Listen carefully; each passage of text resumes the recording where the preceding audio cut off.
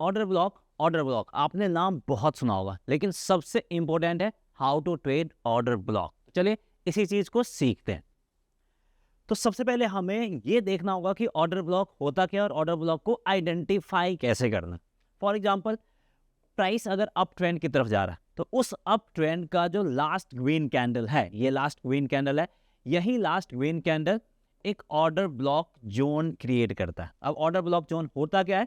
जहां पे big players अपना ऑर्डर प्लेस करते हैं, बिग प्लेयर्स अपना ऑर्डर प्लेस करते हैं, उसी को हम लोग बोलते हैं ऑर्डर ब्लॉक। और ये अप ट्रेंड का लास्ट ग्रीन कैंडल होता है और डाउन ट्रेंड का लास्ट रेड कैंडल।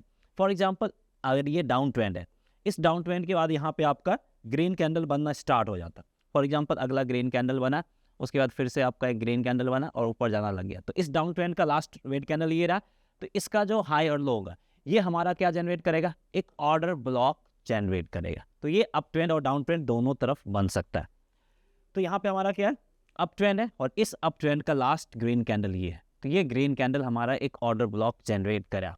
अब यहाँ पे जो बिग प्लेयर्स हैं वो क्या करेंगे? वो यहाँ पे सेल साइड वाला ट्रेड लेंगे। दैट मीन्स टू, ये एक रेंज है जहाँ पे बिग प्लेयर्स सेल साइड की तरफ ट्रेड लें, यानी बड़े सेलर्स यहाँ पे अवेलेबल है।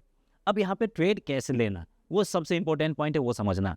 उसके बाद प्राइस आपका नीचे साइड की तरफ जाएगा, जाने दीजिए। वापस से प्राइस अगर इस रेंज के करीब आता है, यानी ये जो ऑर्डर ब्लॉक रेंज जनरेट किया इसके अंदर अगर प्राइस आता है, तो आपको यहाँ पे सुपर एक्टिव हो जाना है। और उसके बाद प्राइस जैसे ही इसको ब्रेक करके नीचे जाएगा, आपको यहाँ पे सेल साइड वाला ट्रेड एंटर करना है। Highest point as a stop loss के रूप में काम करेगा। और इस अप ट्रेंड के बाद जो डाउनफॉल मूव आया था और उसका जो भी लो बना है, वो लो हमारे लिए एज अ टारगेट के रूप में काम करेगा। तो उम्मीद करते हैं ऑर्डर ब्लॉक का जो कॉन्सेप्ट है समझ में आ गया होगा। ऐसे ही और कॉन्सेप्ट समझना है तो जल्दी से फॉलो कीजिए, सब्सक्राइब कीजिए।